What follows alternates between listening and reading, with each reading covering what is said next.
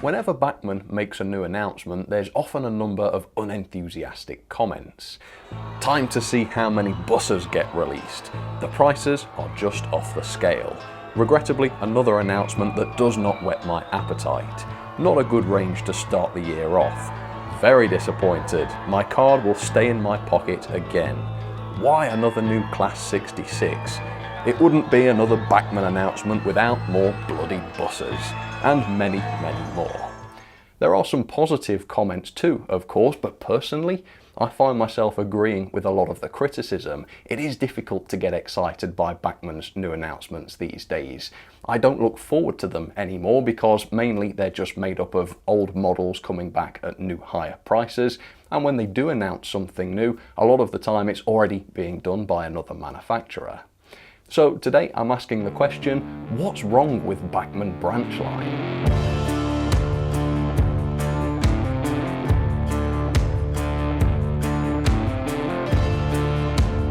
Let's start by taking a look at their new tooled loco and rolling stock announcements from the past 2 years. This is just their Branchline announcements. It doesn't include the EFE rail stuff, and the EFE rail stuff actually tends to be quite exciting. But in terms of Branchline, locomotive-wise, we've got the Class 30 and the Class 31. That was already announced by Accurascale at the time. There was the Class 66 more recently, of course, again already announced and released by Accurascale, and the Class 08 and 09 shunter, again currently being made by Hornby, although I think this is the most justified of the three announcements because the existing Hornby model is quite old now, it's getting out of date. I think a new one of those will be quite welcome. Looking back a little bit further, we have the Class 37, which again Accurascale had already announced at the time. In terms of coaches, they announced an L&ER Thompson full brake, which is part of an existing range of coaches, which is useful, don't get me wrong, but not exactly exciting.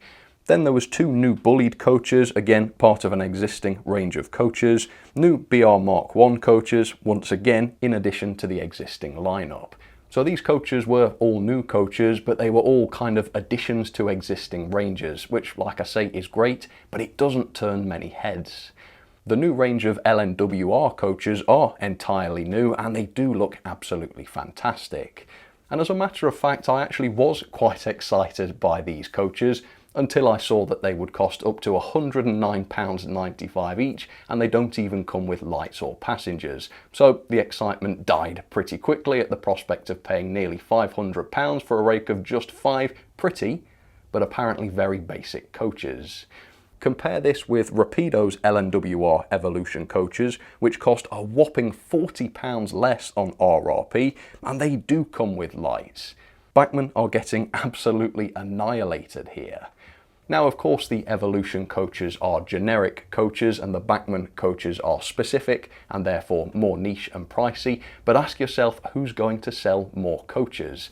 And it's not a difficult question to answer. With the sheer number of products Rapido are going to get from their coach toolings and the lower prices that brings as a result, the answer seems pretty obvious, doesn't it? From a purely business perspective, it seems clear to me that Rapido have by far the best strategy and the best product. Let's move on to wagons then, with the LMS 20-ton brake van that they announced. Again, that was already recently produced by Hornby. Then of course they did the PAL vans, which had not already been done, and actually that was a reasonably exciting announcement, as exciting as a new wagon can be, of course. And finally, they announced their new tooled HRA bogie hopper wagon, which again wasn't already being done. Now, no doubt this announcement knocked some people out of their chairs onto the floor with excitement, but once again, with an RRP of £69.95, this was not something that I could justify buying, even if I was excited by it, which clearly I wasn't. For comparison, look at the Dapol JHA hopper wagon, which can be had for as little as £55 RRP, but we'll talk about pricing later on. To sum up then, that is 10 new announcements there, and all 4 of the locomotives were already being done by other brands. 1 of the wagons was as well. 3 of the new coach announcements were just additions to existing ranges, and the prices of the rest of the stuff, which otherwise might have been exciting, were so high to the point that those products were depressing as well. I don't think Bachmann's announcements are doing enough to create a buzz among modelers. I think if they would just announce 1 or 2 locomotives that weren't already being done, that would help their brand to stand out a lot more, and it would create a bit more interest among modelers again. It's great that they're updating their range, and I'm sure the new Class 66, for example, will be an excellent model. But the thing is, they've announced it less than a year after Accurascale delivered their Class 66. And the Accurascale Class 66 was an excellent model too. People were satisfied with it, and Accurascale are now preparing the 3rd batch of Class 66s, so they're well on the way to satisfying demand for the class as well. That brings us on to the next big point: product duplication. Whether deliberately or not, Bachmann do this a lot, particularly when it comes to Accurascale, who just happen to be their biggest threat. They are the new kid on the block after all. They're growing extremely quickly, and they're fast building a very strong range indeed. Now, I don't know whether it's a coincidence or whether Bachmann really are trying to defend their territory, but 3 of Bachmann's major new diesel announcements had all been covered already by Accurascale. That's the Class 37, the Class 31, and of course now the Class 66. And this doesn't just apply to new tooled models either. In November 2023, Accurascale announced their brand new pannier tanks. And lo and behold, exactly 1 year later, in November 2024, Bachmann announced the return of their own pannier, and it was in stock and ready to buy just 1 month later. So is the timing of this by Bachmann just a coincidence? Well, maybe, but 1 year is about the turnaround time I'd expect for a new batch of an existing model. And sure enough, exactly 1 year and 1 month after Accurascale's announcement, Bachmann's pannier magically appeared. Now, I understand Bachmann clearly feel the need to compete, but this barely qualifies as competition. Bachmann's 57XX is garbage, it's 20 years old and it shows it. Frankly, this locomotive lowers the tone of their range. Now, even if this duplication is deliberate, obviously technically speaking, Bachmann are not doing anything wrong. If they feel that duplicating popular products like this is best for their business, then that's absolutely fine. But moving away from the business point of view for just a moment and looking at this from a customer's point of view, sitting here and watching another Class 31 and another Class 37 and another Class 66 get announced simply is not engaging. It gets boring very quickly, let me tell you, and that means that people just aren't talking about the brand anymore. Take Hornby, for example. Now, they have a lot of faults too. Maybe I should make a video like this about Hornby, I don't know. Say what you like about Hornby though, they know how to announce a product that will get people talking. Look at some of these recent announcements. Locomotion number 1, a fascinating locomotive, never been done before, never even dreamed of being done before. The LNER Hush Hush. Even people with zero knowledge about trains and model railways couldn't fail to be interested by this model. The B17 with streamlining, an extremely striking loco. They've announced their Hornby 00 Deltic prototype. I mean, what a showstopper model that is. Again, fascinating the moment you see it. And going back a little bit further, of course, there was Stephenson's Rocket, another show-stopping announcement, and more recently Lion, of course, another real head-turner. Now, all of these locomotives that I've just listed were either unique or built in very small numbers. So in theory, the market for these models should have been very limited indeed. But instead, customers went absolutely crazy for them. And even people who didn't model these regions and eras simply couldn't resist buying them, causing most of these models to sell out very quickly. I think that is what Bachmann needs. Your Class 66s and Class 31s are safe bets because they're everyday locomotives and they're suitable for loads and loads of modelers. But this also makes them somewhat mundane. Sorry to say it, but it's kind of true.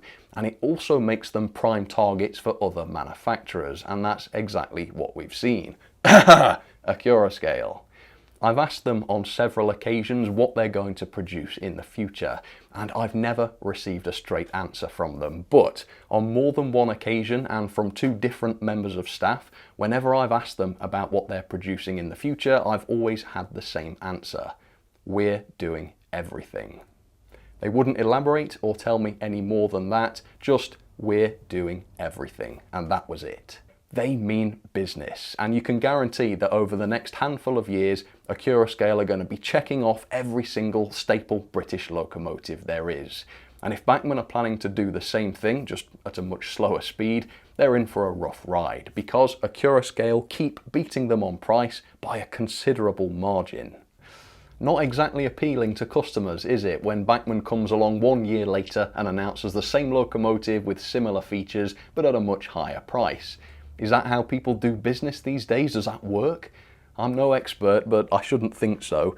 Anyway, a common counter-argument to the product duplication point is that multiple models of the same prototype means more choice for customers. Maybe a certain running number is being done by one manufacturer and not the other one, or possibly one's all sold out and the other isn't. And that is true, but ultimately I don't think this is a good justification for a duplicated product. Let's take the Class 66s for example. There is not an infinite market for Class 66s. There's a very big market for it, that's true, but there's only so many modelers out there and only so many layouts that are suitable for a Class 66. Therefore, there is a theoretical maximum number of Class 66s it's possible to sell. Nobody knows what that number is, but we do know it is not infinite.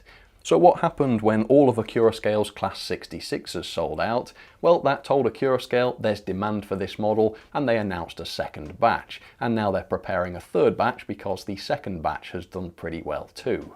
While ever a model keeps selling out, a manufacturer will keep producing it until the sales start to decline. And then Accurascale know that they're beginning to approach that maximum number of Class 66s it's possible to sell, and they can stop announcing new batches. This way, a lot of Class 66s would have gotten produced, and every customer that wanted to get one would have had the opportunity to buy one. Also, let's say it took 6 batches to reach this point. Well, by then an awful lot of different Class 66s would have been produced. Plenty of variety, different numbers, different names. No real shortage of choice there, is there? So no, we don't need multiple manufacturers producing the same model just to satisfy demand. This is a tiny industry, no locomotive is going to sell in its millions. Given enough time, one manufacturer can satisfy demand quite easily. We don't need duplication. So what happens when another manufacturer like Bachmann comes along and adds another Class 66 into the mix? Well, that maximum theoretical number of Class 66s it's possible to sell now gets divided by 2 manufacturers instead of just one. And so do the profits. And that's a problem when it costs a fortune to develop and tool these models.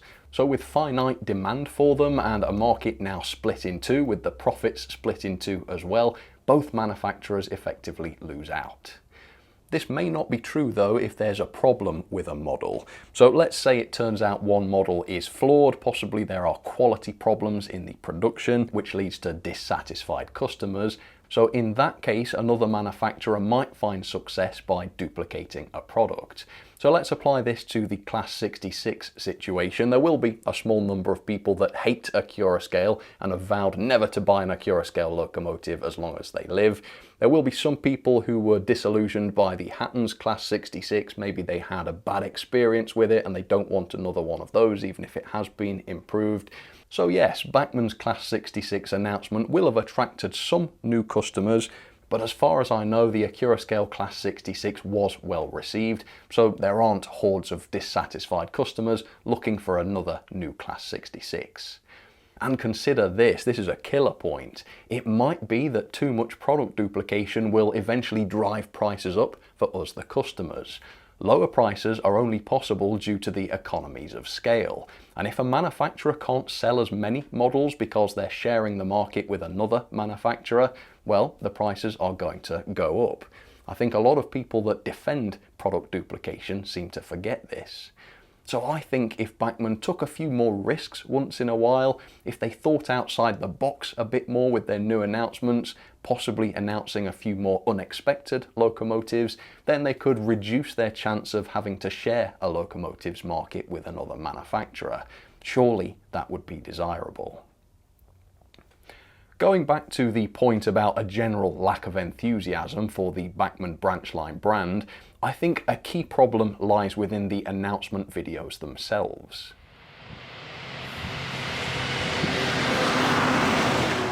Now, I don't know about everybody else, although I do know other key players in the industry haven't noticed this, but these videos are incredibly painful to watch. Each quarterly announcement usually consists of 25 minutes of still photos with a commentary over the top, and if you're lucky, you'll get a demonstration or an interview thrown in for good measure. Now, there's no prizes for guessing what it is we're talking about today. Yeah, it's the Class 08 and Class 09 diesel electric shunters. And there were certainly a few of these about, wasn't there, Graham? Now, keep in mind they're revealing a massive new project here. This locomotive has been in development for years. It's all singing, it's all dancing, it's got features you've never seen before. It's going to be the ultimate Class 08 shunter, and this video is supposed to convince you, the customer, to buy it. It's supposed to convince you that you want this Class 08 shunter more than you want anything else in the world, and you've got this. And they were built by British Railways. Yep.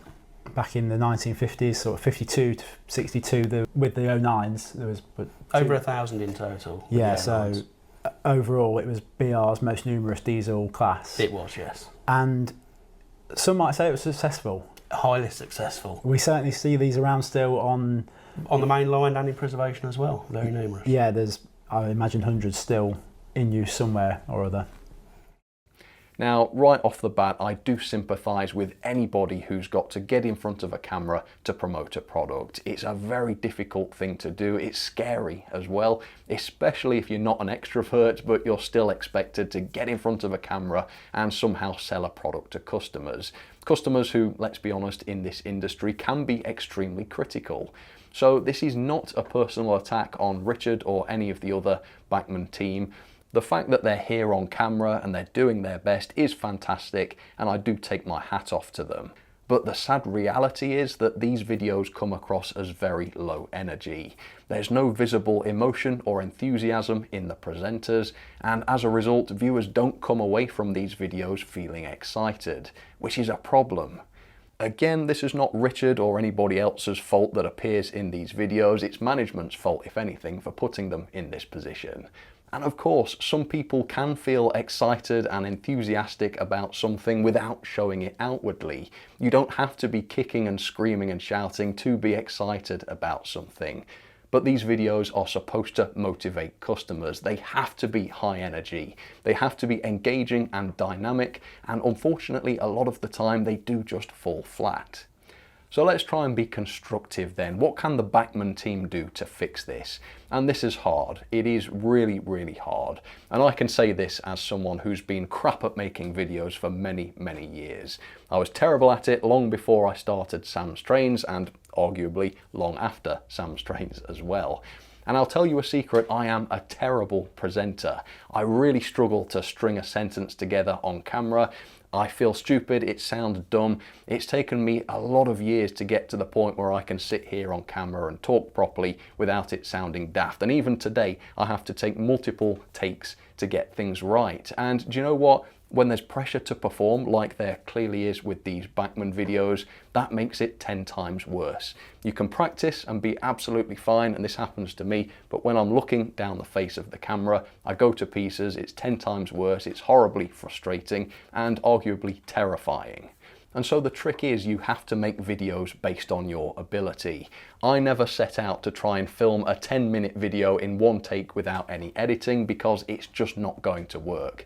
To get 10 minutes of content out of me without any cuts or editing, it's going to be very slow, it's going to be low energy, there's lots of umming and ahhing, it's not going to make for engaging viewing.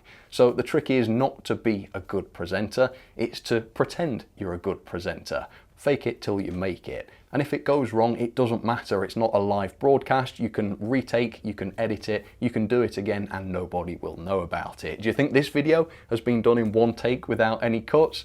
No, of course not. There's been a cut every few sentences while I figure out what on earth I'm saying and trying to make a bit of sense. Yeah, it's hard, but with practice and with time, you can make engaging videos, even if you're terrible at it. So I do truly sympathise with Richard and the team who have to appear on camera and make these videos. I do understand what it's like, but I also think these videos are a real missed opportunity to spread enthusiasm for Bachmann's products. They get good views after all, usually around 20,000 views, something like that. That's a lot of people. If every single one of those people clicked off of Bachmann's videos feeling enthused about their newest products, that would be very powerful for Bachmann indeed. Another thing really letting Bachmann down is their website. It is awful. In fact, I would say it is the worst of the major manufacturers' websites. It doesn't look horrible or anything. I mean, it did, but more recently it's been updated so that it looks okay, I would say.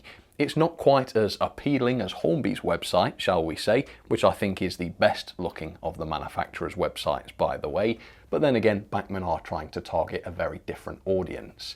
Equally, it's not as sleek and stylish as a Curoscale's website, which I think is what they should be aiming for really if they're targeting a more mature or serious modeler. But again, the look of the website isn't the problem. The main problem, and get this, it's fairly fundamental, is that it doesn't bloody work. Let's use their website to search for this brand new Class 66 that they want us to buy. See, Class 66 searched for, what comes up? The Class 319 4-car EMU, a Class 25 and a Class 350.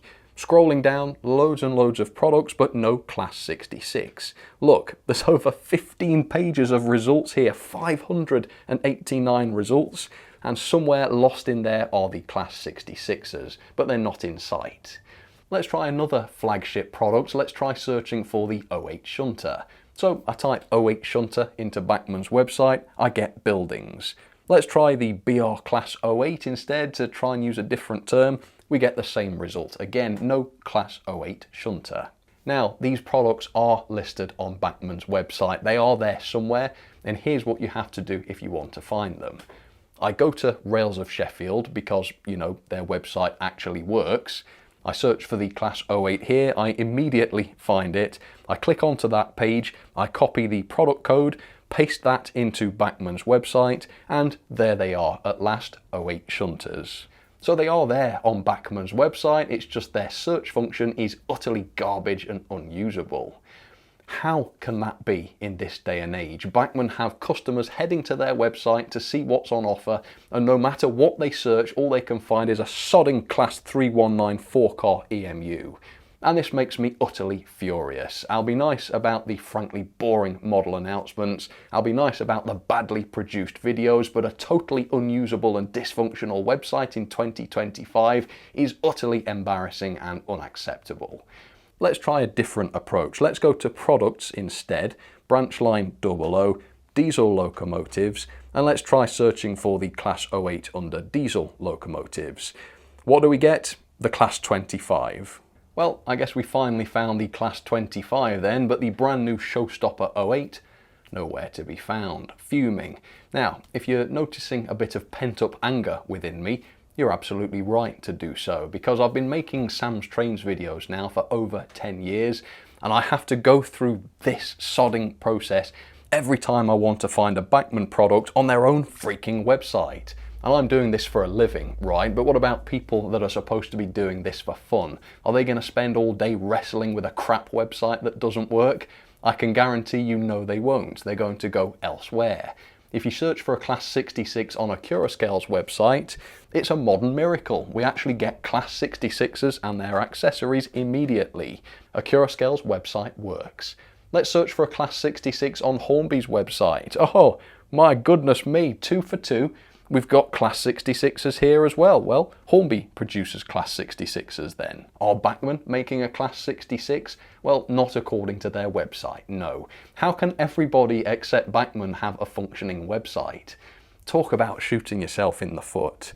So, this matters in 2025. It might not have mattered 30 years ago in the 90s when there was just a couple of manufacturers having a nice time producing models with a decent customer base. But things have changed now in 2025. There are now countless manufacturers aggressively competing for customers' money, and they primarily do that via the internet using their websites and social media channels.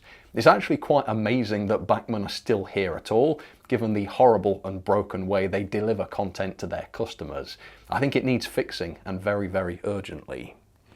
Finally then, what about the models themselves? Well, in a word, I think their models are excellent. Price is a problem with them, for sure. They're quite reliably more expensive than other brands, and even when they engage in direct competition with another manufacturer with product duplication, they usually still can't beat them on price. But provided you're buying something relatively new-tooled, the models are beautiful, they're well engineered, they're beautifully painted. Bachmann are still leading the industry as far as I'm concerned in terms of decoration. Really, really lovely models.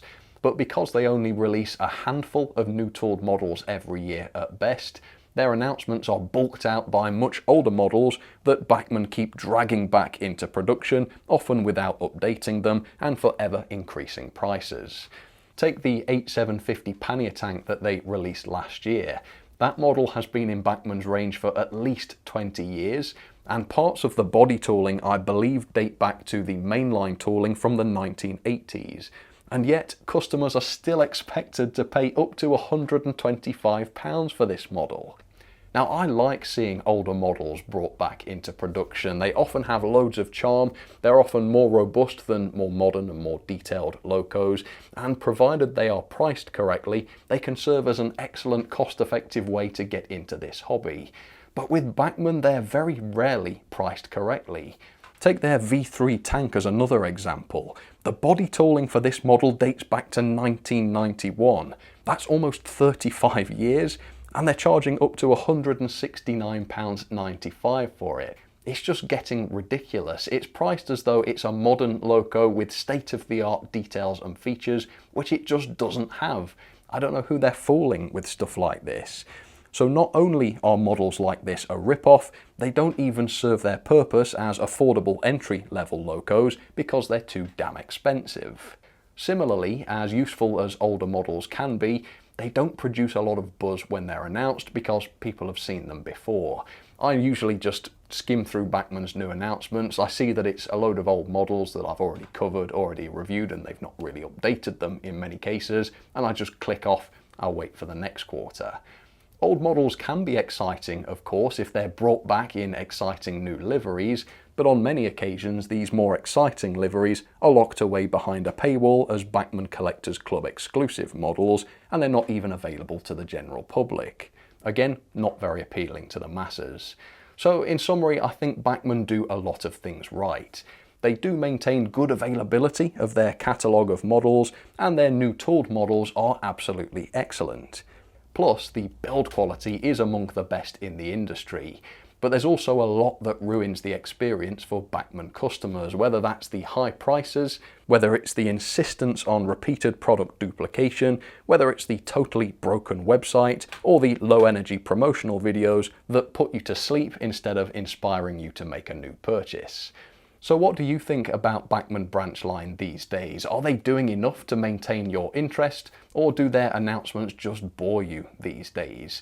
Hopefully Bachmann can make some changes to improve some of this so that we customers keep wanting to use Bachmann products. If they don't, then customers could just as easily take their business elsewhere. Customers will be fine without Bachmann, but Bachmann will not be fine without their customers.